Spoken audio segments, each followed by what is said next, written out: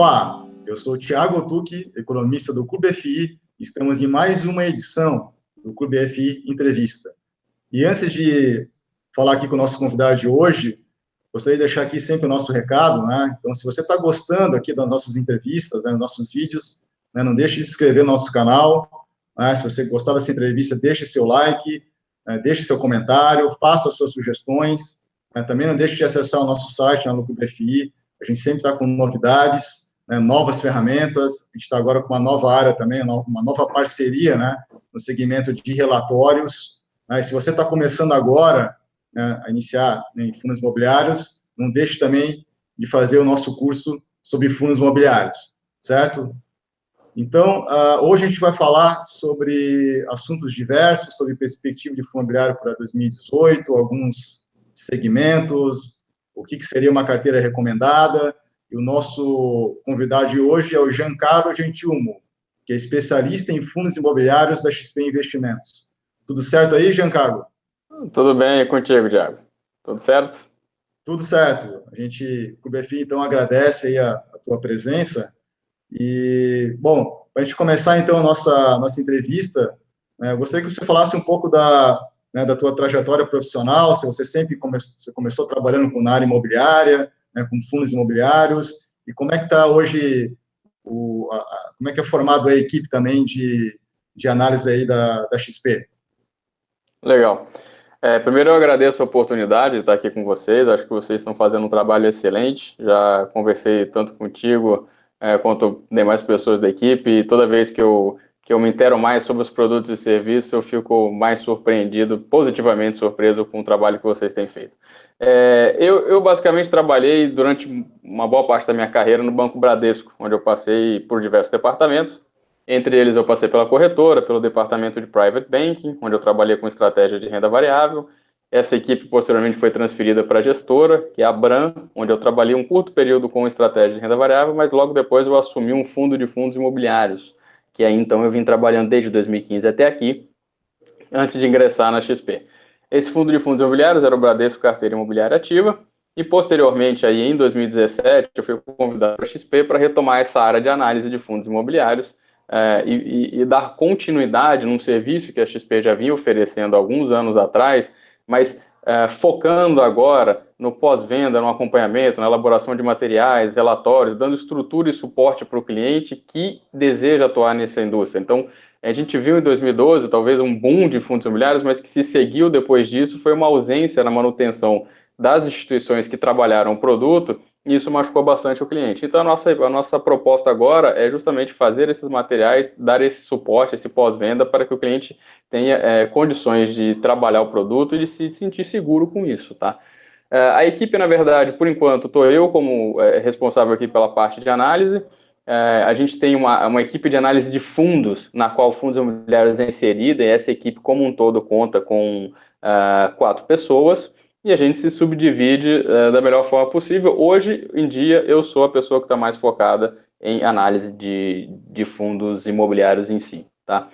Então, essa basicamente é a estrutura. A gente tem uma área comercial que dá também todo o suporte, que atende a rede de assessores. A rede de assessores, enfim, atende na ponta final o cliente. Essa é a estrutura com a qual a XP trabalha. Então, tá certo, Giancarlo. E a gente, nessas últimas entrevistas, né, a gente tem conversado com investidores, também analistas, especialistas em fundo imobiliário de forma geral, e a gente faz essa pergunta, né, você representa aí um departamento de pesquisa e análise nesse segmento, né, a gente passou esses últimos 2 anos extremamente interessante para fundos imobiliários, né, dado o retorno que ocorreu, né, no mercado, e grande parte, né, acho que devido, né, opinião também já consenso devido à questão da queda da taxa de juros. Então, como é que agora, né, com essa entrando em 2018 já bem do final já desse ciclo, né, de afrouxamento monetário, enfim, depois de 2 anos de melhoria nos preços das cotas, né, como é que a equipe de vocês está avaliando aí 2018 aí para fundo imobiliário? Legal. Primeiro, a gente tem que destacar o seguinte: o fundo imobiliário está uma classe de ativo que já está performando há um bom tempo. A gente tem mais aí, uns 3 anos atrás, o fundo imobiliário já começou a recuperar. De fato, a variável que impactou essa classe de ativos até aqui, de forma mais intensa, foi a queda da taxa de juros, não só da taxa de juros em si, falando da Selic, mas sim da perspectiva de taxa de juros. Então, a gente repara uma correlação muito forte, negativa, com a expectativa de taxa de juros, que é medida pelo DI futuro. Então, se a gente coloca o DI janeiro 25, a gente percebe que à medida que ele foi caindo, os fundos imobiliários se valorizaram bastante. Mas essa não é a única variável que impacta fundos imobiliários, principalmente falando de fundos de tijolo, onde a gente tem uma concentração muito grande no IFIX. Os fundos de tijolo ainda precisam, ainda tem espaço para valorizar devido a uma economia que a gente ainda encontra em quase que deprimida. A gente teve grandes anos de recessão, 2014, 15, 16, até agora, ano de 2017, pela primeira vez recuperando aí crescimento econômico, mais de 1%, ou seja, a gente está com a economia muito deprimida. Essas variáveis que dependem da economia reaquecer, ou seja, variáveis como vacância, preço do aluguel por metro quadrado, tudo isso ainda não reagiu de forma tal que os fundos imobiliários se encontrem em seu pleno potencial. Então a gente entende que daqui para frente, claro, a taxa de juros deve seguir baixa. A expectativa é que ela continue baixa por um período prolongado, diferente do que aconteceu em 2012. Mas além disso, a gente deve ver daqui para frente uma recuperação da economia, reduzindo os espaços vagos e melhorando o poder de barganha do proprietário. Então, nos próximos 3, 4 ou até 5 anos, a gente vai ver um ciclo muito positivo para o mercado imobiliário como um todo, não só fundos imobiliários. E é nesse contexto que a gente enxerga um potencial muito relevante de valorização. Estamos falando aí provavelmente de um IPCA mais 10 ou 15% composto no ano de retorno para esse tipo de ativo. Você falou na questão da recuperação econômica, então, principalmente para ativos como lajes corporativas, né? A gente teve agora a divulgação do nosso PIB 2017, que apesar do crescimento aí de 1%, ele foi muito concentrado no agronegócio, né? Quer dizer, serviços, por exemplo, ainda continua fraco a atividade, né? Você acha que isso pode ser um sinal negativo aí para fundo imobiliário nesse sentido? Quer dizer, o crescimento está um pouco maquiado em cima do agronegócio? O crescimento em si, ele é apenas um indicativo. A gente olha também outras variáveis como retomada da confiança da indústria, confiança do consumidor, renda real disponível, que começou a dar sinais, ou seja, queda da taxa de desemprego, enfim, uma série de indicadores que mostram que nós estamos no caminho de uma retomada que está em curso. Todavia, esse crescimento que a gente viu no 2017, de fato, concentrado aí no agronegócio, o crescimento econômico ainda não se materializou, de fato, para outras áreas, como você mesmo comentou. Mas a gente enxerga e tem visto que determinados setores do mercado imobiliário, como áreas corporativas, centralizados em regiões bem demandadas, vou dar o exemplo aqui da região da Faria Lima, que vai até a Luiz Carlos Berrini, já começou a dar sinais muito fortes de recuperação. Vou citar alguns exemplos. O TB Office, que é um dos fundos que a gente recomenda na nossa carteira de valor, ele começou lá em meados de 2017 com uma taxa de vacância de 40%.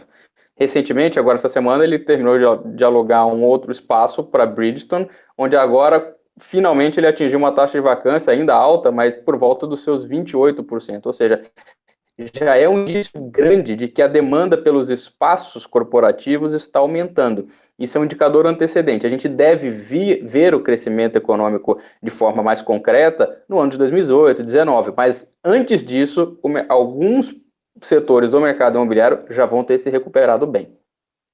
Então, a leitura que vocês fazem é com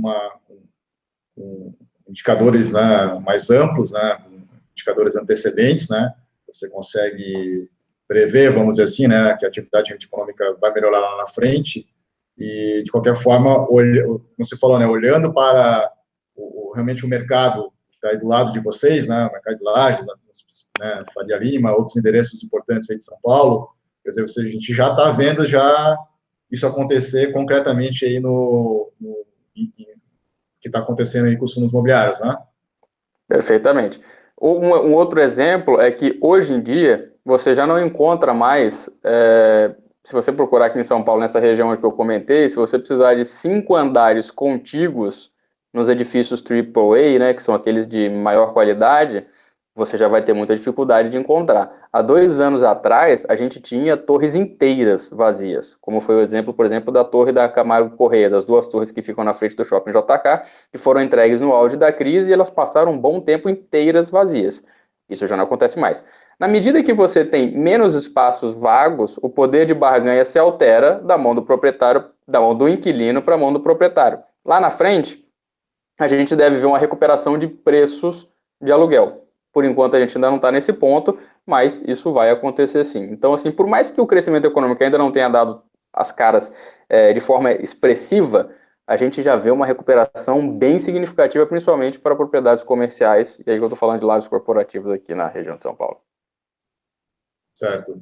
E então a gente também está tratando aí nas últimas entrevistas e também venho lendo isso em artigo há um tempo, né, a questão também dessa leitura do ciclo imobiliário, né, não só no mercado de fundo imobiliário, mas no mercado imobiliário de forma geral, que a gente estaria saindo, né, não sei se, a minha pergunta é se você concorda com isso, né, que a gente estaria saindo de uma fase aí de recessão, né, desse segmento, e que a gente estaria entrando ainda, estaria acabando de entrar numa fase de recuperação. Então, teria toda essa fase de recuperação, ainda toda uma fase de expansão no mercado imobiliário, que agora, então, seria um ambiente propício para fundo imobiliário também.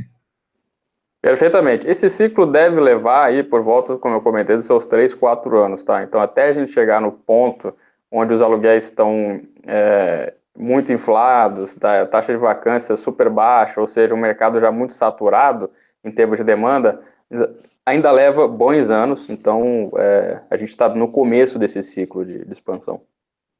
Certo. E também tem um ponto que tem muito a ver com essa questão do ciclo, né? Que também queria saber a tua opinião, é que existe uma expectativa, uma previsão de que tenham, né, não muitos lançamentos em lajes corporativas nos próximos anos. Quer dizer, daí você teria, então, dentro do que você falou, né, um aumento da demanda, economia aquecida, vai diminuindo a vacância, e você tenderia a ter um aumento de aluguel. Então, você concorda dos dados que vocês têm aí também que existe uma previsão, né, para os próximos 4, 5 anos que não existam tantos lançamentos assim que poderiam pressionar do lado da oferta? Perfeitamente. Por conta da crise que a gente viu nos últimos 2, 3 anos, a quantidade de projetos que foi cancelada foi muito grande. E como o ciclo de incorporação desse caso leva em torno a 4, 5 anos, e a gente não tem mais projetos na mesa, a gente não deve ver mais nenhuma entrega antes de 2025, aí, provavelmente. Então, isso vai fazer com que haja um reequilíbrio da oferta e da demanda, dado que houve uma sobreoferta, convenhamos, nos anos anteriores. E faz parte do ciclo, tá? Isso é normal. Agora a gente está caminhando para um movimento de equilíbrio, e é nesse período do ciclo, nessa perna do ciclo, em que os fundos imobiliários vão se valorizar bastante. Certo. E, bom, você já falou bastante aqui de lajes, né? Mas, de qualquer forma, minha outra pergunta seria no sentido de quais seriam, então, os setores, né, que vocês estão vendo como atrativo para montar um portfólio fundo imobiliário agora no momento? Quer dizer, então, além de lajes, o que você poderia falar mais de outros segmentos? Além de laje corporativa, a gente gosta muito de shopping centers, tá? E aí é pela característica do ativo. O shopping center, por ter um portfólio muito diversificado de inquilinos, eles mostram, se você tiver num shopping center bem localizado e dominante, que ele é muito resiliente durante as crises. Vou te dar uma ordem de grandeza. Em lajes corporativas, no auge da crise, a gente chegou a atingir, aqui em São Paulo, um patamar de vacância de mais de 25%. Em shopping centers, no auge da crise, a gente viu o nível de vacância subir para 5, ou seja, 4,8. Aumenta também um pouco na inadimplência, mas ainda assim é muito distante do nível do solavanco que a indústria de lajes tomou. Então o shopping center é resiliente e ele tem uma característica muito peculiar, que é o fato dele ser, em parte, sócio das lojas. E quando a economia se recupera, a renda real disponível aumenta e as pessoas começam a voltar a frequentar o shopping center no Brasil, que, diga-se de passagem, é muito mais voltado para serviços e lazer e não para compras.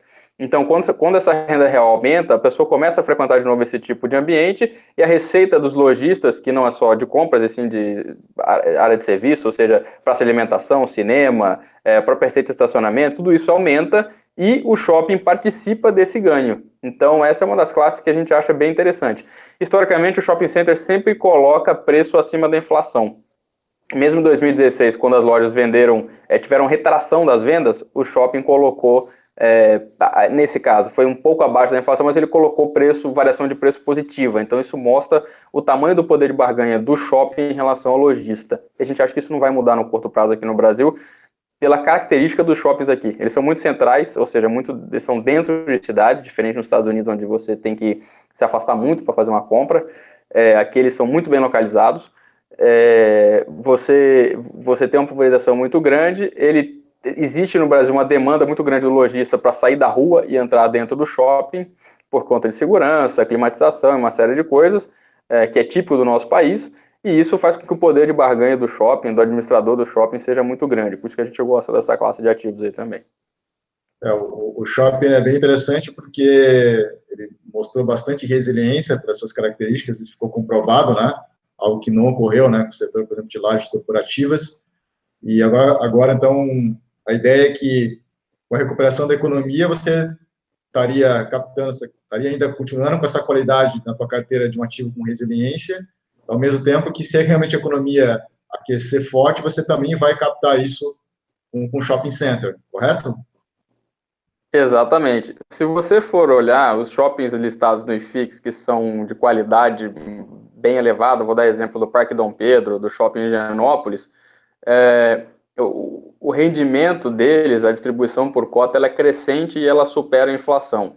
E até mais emblemático que isso, o HGBS, que é um fundo de shopping do Credit Suisse, ele em 10 anos, os últimos 10 anos, ele bate quase todas as classes de ativos, né? Não só comparando fundos imobiliários, mas sim colocando tudo na conta, dólar, CDI, Ibovespa, enfim, isso mede um pouco do poder de barganha que esse ativo tem, por isso que a gente gosta tanto. É difícil você ver um investidor que tem shopping há muito tempo, ou seja, longo prazo mesmo, falando 10, 12, 15 anos, que esteja insatisfeito com o investimento que ele fez.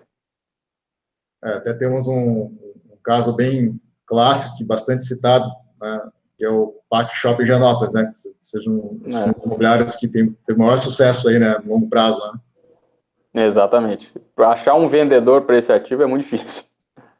E daí, dentro desses setores, né, então, laje corporativa, shopping center, quer dizer, ainda são setores que tem vamos dizer assim, uma oferta inelástica, né, como a gente vem comentando aqui, quer dizer, um projeto iniciar, né, tá no papel, ele realmente começar a operar, você está falando aí de 3, 4, depende do shopping center, até acima de 5 anos, né?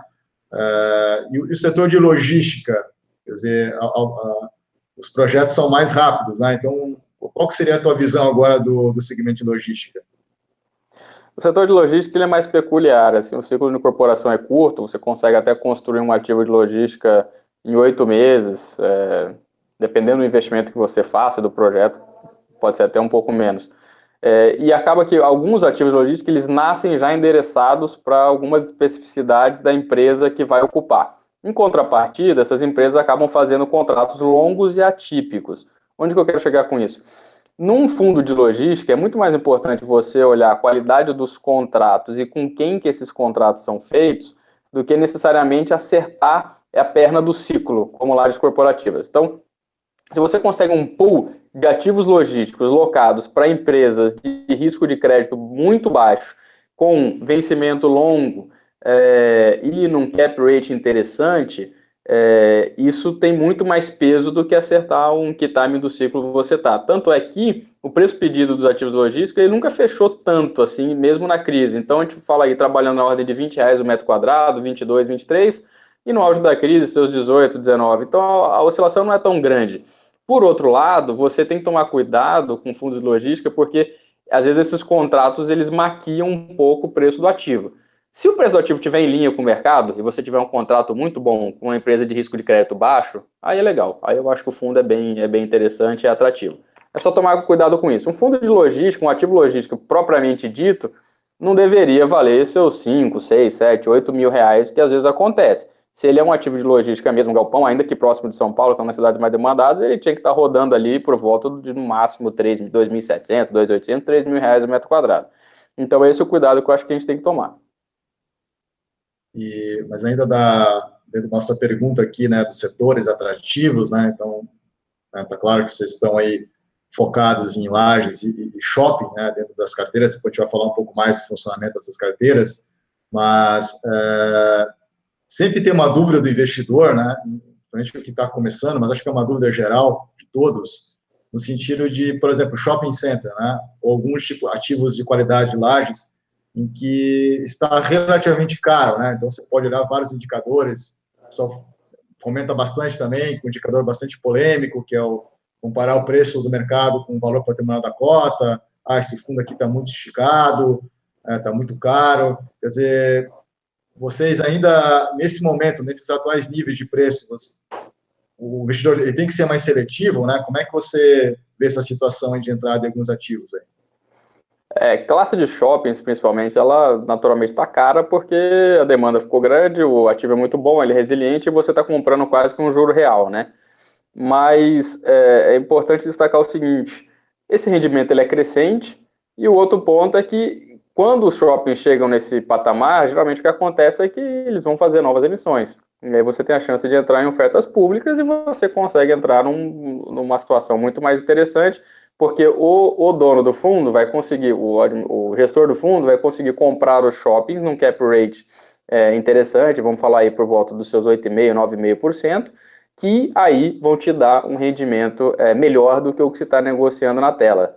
Então a oportunidade seria essa. De fato, alguns shoppings já estão caros, é difícil entrar no mercado secundário, mas acho que vale a pena ficar de olho nas ofertas. E então gostaria de comentar a gente falou aqui do setor de forma geral, né? Então comentamos já de laje, shopping, um pouco de logística. Você gostaria de comentar sobre um fundo ou alguns fundos específicos que vocês estão estudando agora, estão vendo como interessantes? A gente tem duas carteiras recomendadas, uma para renda, outra para valor, onde a gente lista lá. Hoje a gente está com 9 fundos, porque tem um fundo que é o BCFF que repete nas duas. Mas a gente lista lá os fundos que são da nossa preferência. Posso comentar alguns, o BCFF é um deles, é um fundo de fundos que ainda trabalha com desconto em relação à cota patrimonial, que nesse caso é relevante, tá? Que diferente de um fundo de tijolo, onde a cota patrimonial é um laudo, o BCFF, a cota patrimonial dele é resultado da marcação a mercado. Então esse desconto não é muito, ele é imerecido. Além disso, ele distribui um provento razoavelmente bom, tá? Comparando com a média do IFIX, e ainda assim é um portfólio bem diversificado. Eu acho que para quem está começando em fundos imobiliários é uma escolha muito interessante. Por isso que ele está nas duas carteiras que a gente tem, tanto renda quanto valor. Fora isso, na carteira de valor em lajes corporativos, a gente tem o TB Office, como eu comentei, que está fechando bastante a curva de vacância. A gente tem o FVBI, que é um ativo bem premium aqui na Faria Lima. A gente tem o BC Fund, que esse sim está muito descontado em relação ao seu custo de reposição, tá? Custo de reposição é a métrica que envolve ali estimar quanto valeria o terreno, o custo da construção, um prêmio do incorporador, eventualmente, o custo de CEPAC, e você medir se isso está fazendo sentido com o preço da tela. O BC Fund é um dos que tem bastante desconto, não só em relação ao valor patrimonial, mas também com relação ao seu custo de reposição. Então, esse também é um fundo que eu acho que vale a pena olhar.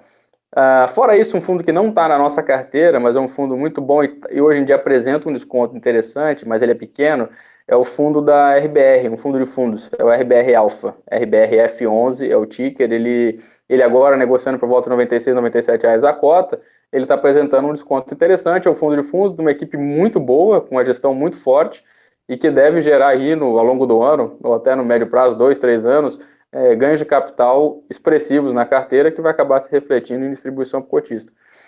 Eu poderia comentar mais fundos, mas acho que seria interessante também, eventualmente, o leitor, o nosso espectador, quer dizer, se interessar, dar uma lida lá nas nossas carteiras. E, Giancarlo, você citou aí, né, dentro da carteira de vocês, 2 fundos de fundos, né?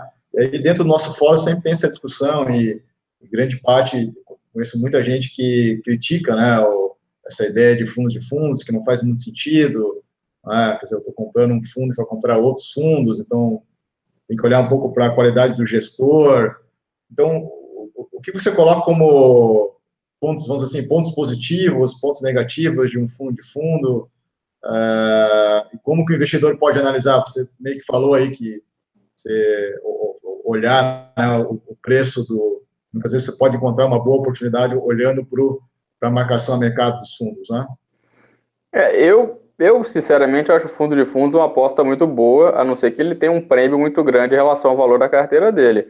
Porque eu acho que dificilmente o cliente tem tempo hábil para fazer e se dedicar, para fazer a gestão da sua própria carteira e se dedicar de forma muito intensiva na análise dos ativos, coisa que o gestor que está sendo pago para isso e tem expertise para isso, eu acho que vai conseguir fazer. Além de ser possível fazer uma pulverização de ativos muito maior do que se o cliente for comprar fundo a fundo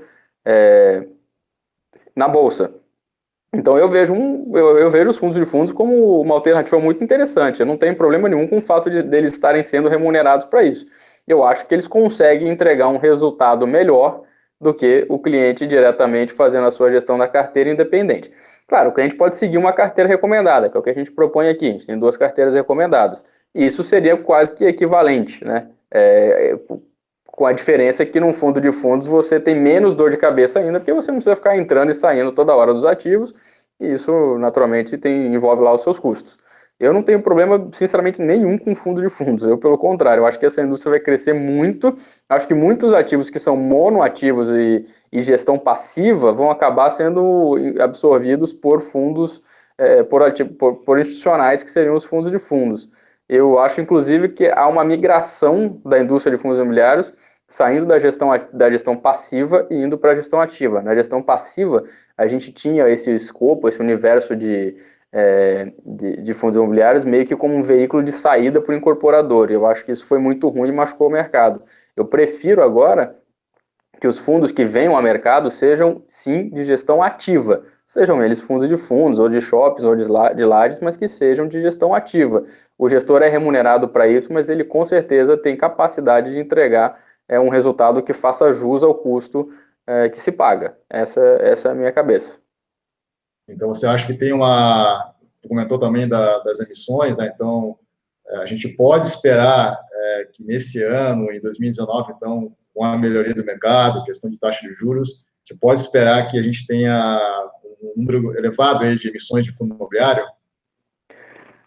O pipeline é grande, assim, se a gente for olhar até na própria bolsa ou na CVM, o que a gente tem de ofertas em análise é um valor bem elevado. Só no ano passado já houve um crescimento de mais de 50% em relação ao valor que foi feito de ofertas públicas em 2016, e eu acho que sim, 2018 e até 2019 promete muito nesse sentido, porque abriu-se uma janela favorável, e como eu comentei, por exemplo, fundos de shopping já estão caros e ainda é possível no mercado de M&A, ou seja, no mercado real, comprar ativos de tijolo em cap rates interessantes. Então, a confluência dessas variáveis faz com que seja totalmente propício criar emissões de fundos imobiliários nesse momento. Então, eu acho que sim, o pipeline vai ser muito, muito extenso.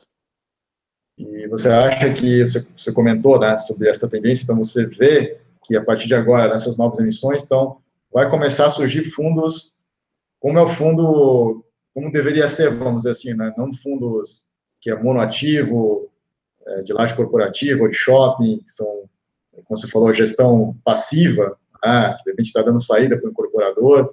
Quer dizer, agora o mercado, a gente pode esperar que a gente tenha fundos, então, que são multiativos, por exemplo, de shopping, de lajes, quer dizer, ou você acha que vai ter outros tipos de fundos surgindo no mercado, de outros segmentos, ou fundos, por exemplo, de papel também, de desenvolvimento, que a gente tende a ter uma diversificação maior e realmente uma proposta nessas novas emissões de novos fundos no mercado, com uma proposta realmente de ter uma gestão ativa? Com certeza, acho que vai ter uma diversificação boa. A gente deve ver aí nos próximos meses ofertas de fundos de papel, fundos mistos, ou seja, que envolvem um pouco de desenvolvimento e crédito. Enfim, eu acho que a gama vai se ampliar bastante, mas a sofisticação vai melhorar bastante também. Eu acho que a qualidade da gestão isso vai ser um salto, um salto muito relevante em relação ao que aconteceu em 2012, na primeira onda de fundos imobiliários, onde a gente não tinha não viu essa onda de gestão ativa aparecer. Eu acho que agora a gente vai ter uma qualidade muito melhor, essa indústria está se profissionalizando. Eu acho que a gente vai ter não só fundos de tijolo, fundos de papel, fundos de shoppings, de lajes, mas com gestores profissionais e muito capacitados, que vão, eu acho que, gerar valor para o cotista aí no médio e longo prazo. Eu acho que essa indústria vai crescer muito. Em relação aos Estados Unidos, a gente tem um gap muito grande para fechar. Basicamente, nos Estados Unidos, todas as empresas de shopping centers, eles têm, por exemplo, um fundo de REIT para aqueles ativos performados e um fundo e a hold mesmo da empresa só para desenvolvimento. Então, assim, é um universo muito maior e funciona muito bem lá já há 60 anos. Então, acho que a gente está caminhando. Claro, a diferença entre o Brasil e os Estados Unidos é enorme, mas a gente está caminhando para essa direção. Giancarlo, ainda dentro dessa pergunta sobre as emissões, quer dizer, até queria que você explicasse, porque muitas vezes quem é cliente de uma corretora, no momento que tem uma emissão, quer dizer, o seu assessor, a própria corretora, ela não pode falar sobre aquela oferta, né? Existe um período de silêncio, né? Então, eu queria que você falasse o que é esse período de silêncio que, de repente, o investidor, principalmente o iniciante, está lá precisando de uma informação e quem, de repente, está esperando que passe a informação não pode se pronunciar. Quando a instituição ela assina a participação na oferta, seja como coordenadora ou simplesmente uma instituição participante, desse momento em diante, até o final, até a divulgação do encerramento da oferta, ela só pode falar a respeito disso dentro dos materiais aprovados pela CVM. E esses materiais levam um tempo a ser aprovados, então o cotista às vezes fica sabendo que vai ter uma oferta muito antes da instituição poder tratar desse assunto. E aí eles ficam perguntando corriqueiramente para a instituição, querendo saber informações e a gente não poderia passar. Outras instituições não sofrem esse cerceamento. Por exemplo, as casas de research independente. Como eles não são participantes da oferta, eles podem emitir opinião numa boa, sem ter essa restrição. E isso acaba ajudando um pouco o mercado. Pelo menos é possível angariar um pouco de informações antes do período, naturalmente, pós o período de silêncio, né? Então antes desse fim, mas é possível angariar algumas informações com um caso de pesquisa independente. Então, a corretora, ela não pode, se ela está participando da oferta de alguma forma, ela não pode...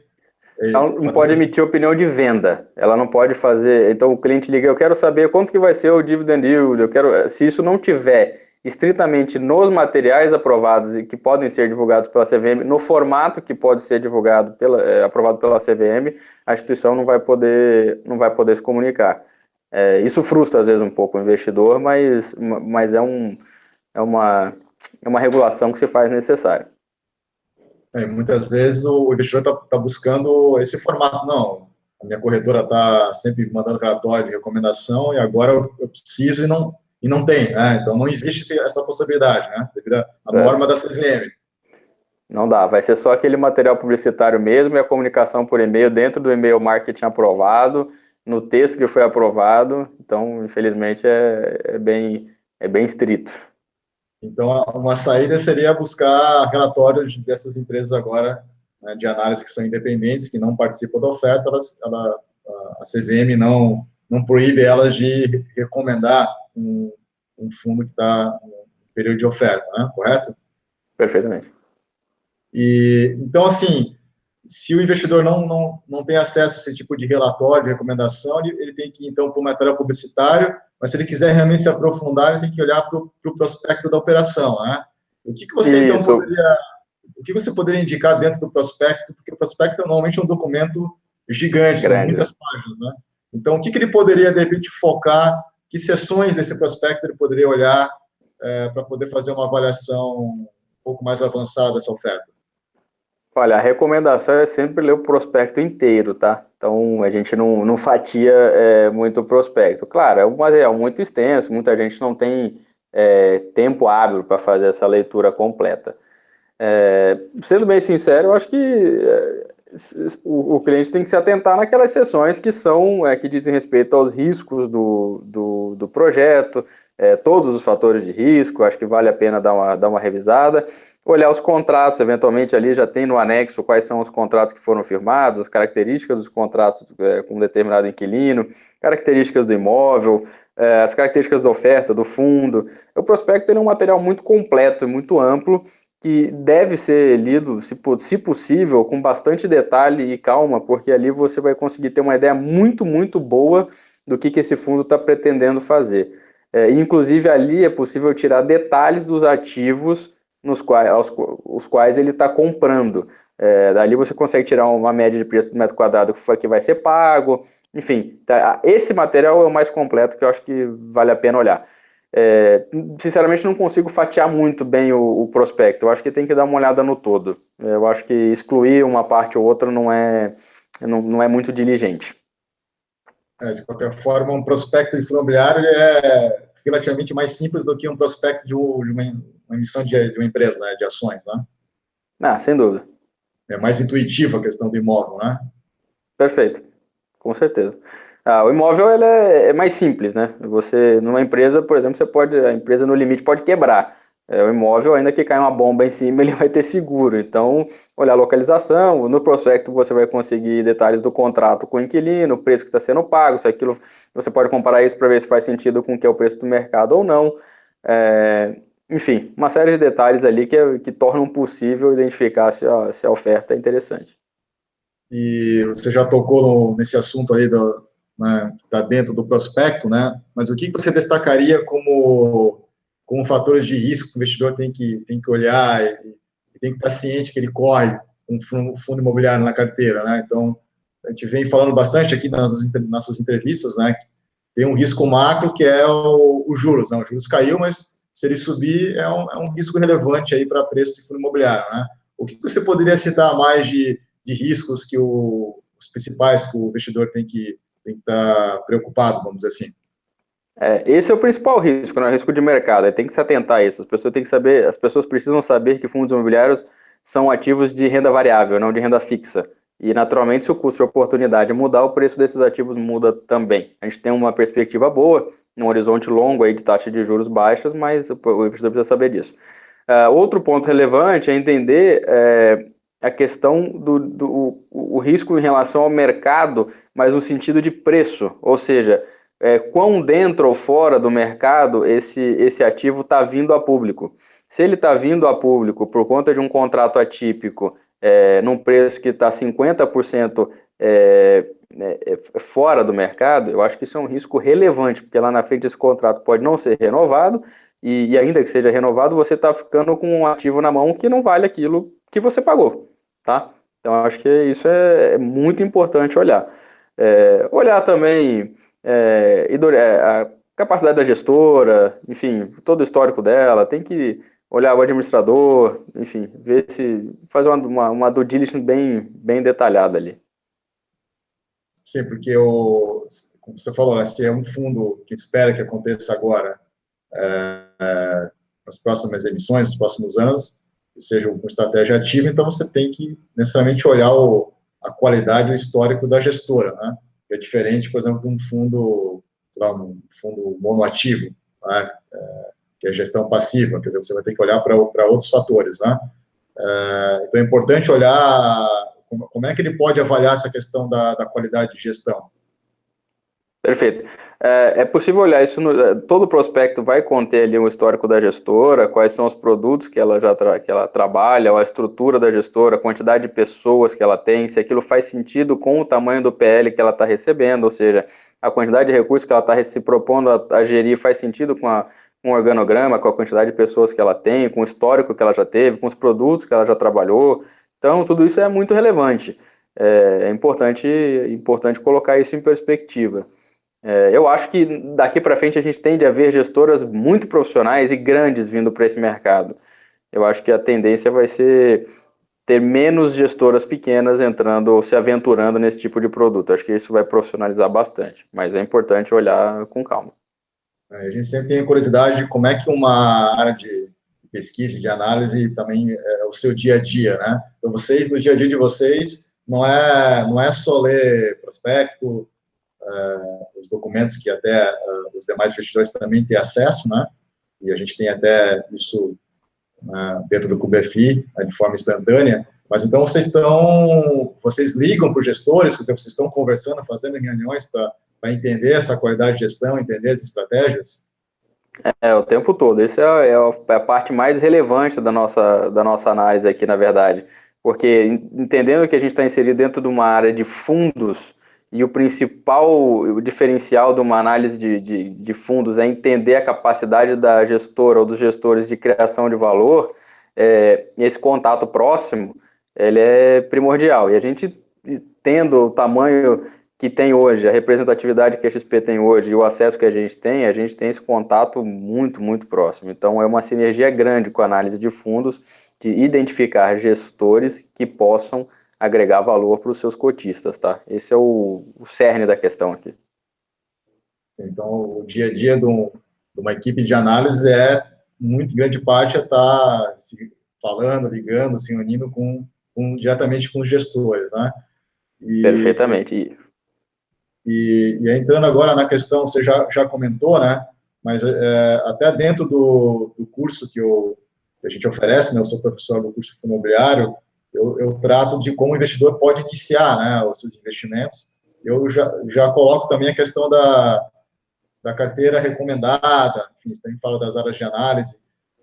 O que seria uma carteira recomendada, né? E eu diria assim, eu já vi várias críticas, né? Então, eu queria a tua opinião, né? Pontos positivos e negativos, porque no sentido assim, uma carteira recomendada seria uma carteira pasteurizada, quer dizer, eu estou partindo do princípio que todo mundo é igual, e na verdade não é, né? Cada investidor, de repente, tem as suas características, né? O que seria a carteira recomendada e colocaria alguns pontos aí, possíveis pontos negativos? A carteira recomendada, de fato, ela não vai ser sob medida, né, para cada investidor, mas ela pode atender muito bem a demanda daqueles investidores que estão começando nesse produto, ou até investidores mais sofisticados, porque, por exemplo, a gente tem duas carteiras, uma de renda e uma de valor. Um investidor mais sofisticado pode até fazer uma carteira híbrida entre essas 10 recomendações que a gente faz, e eu acho que ele estaria muito bem servido, até considerando o nível de liquidez que a gente tem nos fundos imobiliários, então fugindo muito dos que são mais líquidos, o universo vai ficando bem mais restrito. Eu acho que o maior benefício é você ter uma equipe se preocupando em analisar esses ativos, colocar e tirar da carteira nos momentos adequados. O maior benefício é você não perder o timing, né? Tratando-se de um ativo de renda variável, o maior benefício é você não perder o timing, dado que você está seguindo uma carteira recomendada. O malefício, como você comentou, é não conseguir fazer uma carteira estritamente feita para você. Mas, sinceramente, eu acho que o benefício supera em larga escala o fato de você não conseguir fazer ela estritamente feita para você, porque ainda que haja uma diferença de perfil, o cliente que entra em fundos imobiliários, por natureza, já precisa ter o perfil de investidor mais agressivo. Então, a diferença eu acho que não vai ser tão grande entre um investidor e outro de fundo imobiliário. Eu acho que esse benefício de poder ter uma área robusta por trás, decidir, te ajudando a decidir e te fornecendo embasamento e análise para decidir quais fundos comprar e quais fundos não comprar, eu acho que supera muito, ou talvez até aquele prazer, né, de ter uma carteira só feita sob medida para você. Então, uma carteira recomendada seria indicada para o investidor que, de repente, tem interesse em fundo imobiliário, mas não tem o tempo suficiente de estar estudando de forma tão aprofundada para poder montar a sua própria carteira, né? E, obviamente, Exatamente. que vocês também são cobrados no resultado também ao longo do tempo, né? Quer dizer, a carteira o objetivo dela tem um benchmark que é o IFIX, né? Então, ela tem que necessariamente bater o IFIX no longo prazo, né? Exatamente. O bônus de quem faz a carteira recomendada é necessariamente atrelado ao desempenho dela. Então, é um alinhamento de objetivo muito bom. E qual seria realmente as diferenças da carteira de renda e da carteira de valor? A gente pode considerar que a carteira de valor seria mais arriscada do que a carteira de renda? Em boa medida, sim. A carteira de valor, o foco é basicamente ativos que estejam descontados em relação ao seu valor intrínseco. Nesses casos, eles muitas das vezes não têm uma distribuição de proventos regular e geralmente tem um nível de vacância muito alto, podem estar ainda no momento mais difícil, sofrendo alguns solavancos até que eles consigam estabilizar o seu fluxo de caixa. Por isso, pode-se entender que é mais arriscado, por outro lado, ela tem o objetivo de performar melhor que a carteira renda. A carteira renda mais conservadora tem ativos que são bons pagadores de proventos de forma regular e que devem, no médio e longo prazo, apresentar uma volatilidade menor do que a carteira valor, tá? Na carteira valor, a gente tem uma concentração enorme em lajes corporativas aqui de São Paulo, porque o ciclo está propício. Na carteira renda, a gente tem uma concentração grande de shopping centers, porque são resilientes e tendem a acompanhar a economia. Tem alguns fundos de papel também, porque eles sofrem uma volatilidade menor. Enfim, uma é mais adequada para o cliente mais conservador e a outra para aquele cliente que realmente quer participar de forma mais intensiva do ciclo do mercado imobiliário. Ou seja, tem um pontinho ali de especulador imobiliário na carteira valor. Então, você o objetivo da carteira valor realmente buscar um ganho de capital, mesmo que no curto, médio prazo você tenha um dividendo que não seja tão regular e tão elevado. E a carteira renda não, você tenderia a ter menos oscilação no preço, mas também não existiria volatilidade do dividendo. O dividendo ele seria muito mais estável. Então, de repente, um investidor que é bem conservador, que está iniciando em renda variável, de repente ele poderia começar com uma carteira de renda. Exatamente. Esse é o ponto. Tá. E o que você acha? O mercado olha muito, né? O que tem mais liquidez o que a gente já comentou aqui na entrevista, é laje corporativa, é shopping, ou mesmo os fundos de logística, né? Ou alguns fundos de papel também que são conhecidos, mas você acha interessante também alocar? Não sei se isso já entrou na carteira de vocês ou em algum momento pode entrar, os fundos de desenvolvimento e mesmo os fundos de papel. Fundos de papel a gente tem na carteira, né? Hoje em dia a gente tem o Maxi Renda, o QNE Índice de Preços, são fundos. O QNE Índice de Preços é um fundo bem conservador em termos de risco de crédito.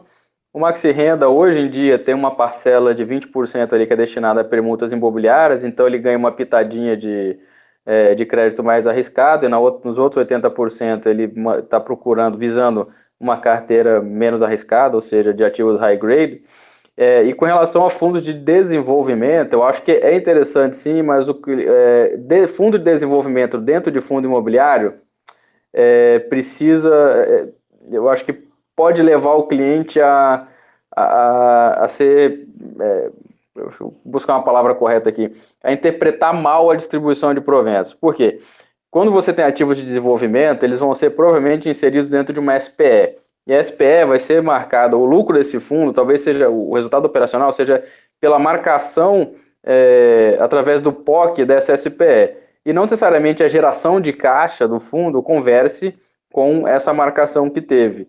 E isso pode gerar uma distribuição de proventos, ou permitir uma distribuição de proventos mais alta, que eventualmente o cliente não entende a correlação ali com o que está acontecendo na geração de caixa. Então, eu acho muito interessante, gosto muito, tá? Eu pessoalmente gosto muito, mas é importante o cliente ter um conhecimento um pouco mais refinado do operacional desse tipo de produto, tá? É menos trivial.